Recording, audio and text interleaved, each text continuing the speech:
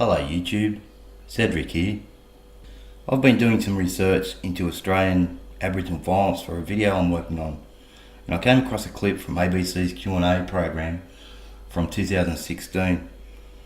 Three Aboriginal women, including Marcia Langton, lay out the state of the Aboriginal nation, and it's pretty terrible. Very terrible actually. Anyway, near the end of the clip, Tony Jones, the host, asks the most inane question imaginable. The look on Marcia Langton's face is priceless. He just doesn't get it. The ABC costs Aussie taxpayers around $1 billion a year. Tony Jones earns $355,789 a year, and this is the question he comes up with. Anyway, check it out and I'll see you at the end. Virgin Wilson from Western New South Wales, Wilcannia, and Glenys Church from Western New South Wales, Wilcannia. A question to the panel is, when is government going to stop wasting taxpayers' money on funding a repetitive cycle that does not work, and start listening to the community members who know the answers? We need first to address basic human rights. The number one is housing. We need positions based here in order to work with our community on a needs basis, not outreach coming in weekly and monthly. Until this is addressed, domestic violence, drug and alcohol and mental health problems will continue. Marcia, we'll start with you. We have heard very little about Indigenous affairs. Here's a couple of voices from the ground in Wilcannia. What do you say? Well, thank you, Virgin, and Glenys, is it? Yes.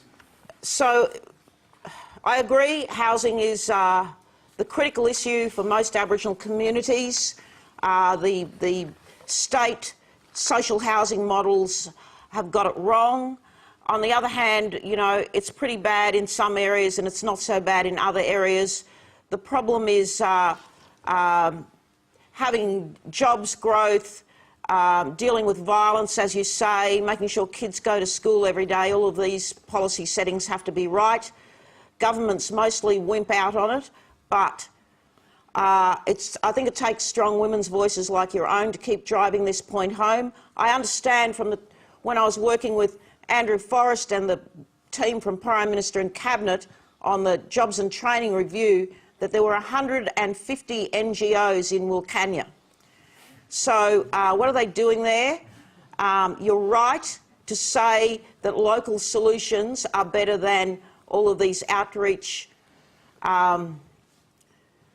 organisations visiting your community. It's a complete waste of money to spend so much money on NGOs. This is where investment in education is important. Invest in the education of the Wilcannia children and don't give the money to the NGOs. Can I just ask you quickly, why is it you think that during this election campaign we've heard very little, if anything, about Indigenous issues? Oh, Tony. I've been watching elections for 50 years and it's the same old answer. Everybody wants Aborigines to shut up during the election because both sides of politics, and I'm not even talking about the Greens here, there's no point, but you know, both sides of politics don't want a backlash from, you know, the racist backblocks. You know, so if they say too much, the racists are going to say, well, I'm not voting for them. They're backing those lazy Aborigines. But I have to say there have been a couple of policies that have quietly been inserted into the slipstream. The $90 million for Indigenous enterprise development and the policy that goes with that, that's pretty good. And I'm pretty pleased with the Coalition's policy on family violence. However, I'm very worried about some, you know, that game that the Spivs play with 3 cups. There's been a bit of that going on. First, last year there was a $90 million... Pea under the cup. Yeah, the pea under the cup game. $90 million invested by the government into domestic violence campaigns. Some proportion of that was supposed to be for preventing violence against Indigenous women, which ranges between 34 times the national figures to, you know, in the worst areas, 80 times. So, you know, it's a high priority issue. The numbers of women that we're losing to murder and assault are just shocking. Then the money was taken out to be given to medical services, and now another 25 mil has been slipped in, and everybody's worried that that's going to go to the legal services. The blunt instrument of representing people in court, if all the money goes to the legal services, will not solve the problem. We need the money to go to services to stop the violence. Now, yes, that can be... services run by the communities, as those two women were suggesting? It has to be absolute subsidiarity, as close as possible to the problem.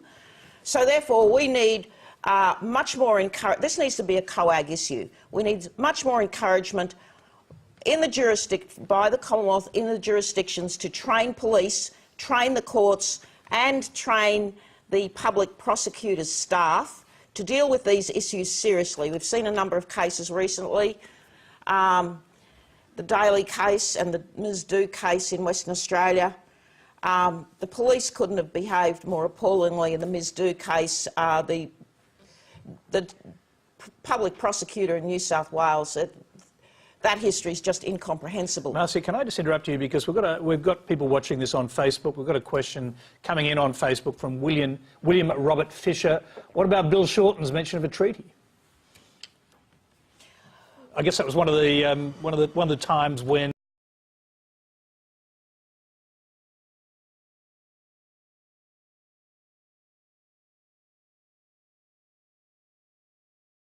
So there you go. Tony Jones is obviously an idiot.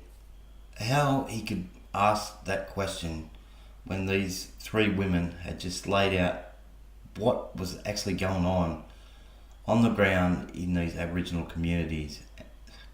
How the hell is a treaty going to do anything for them?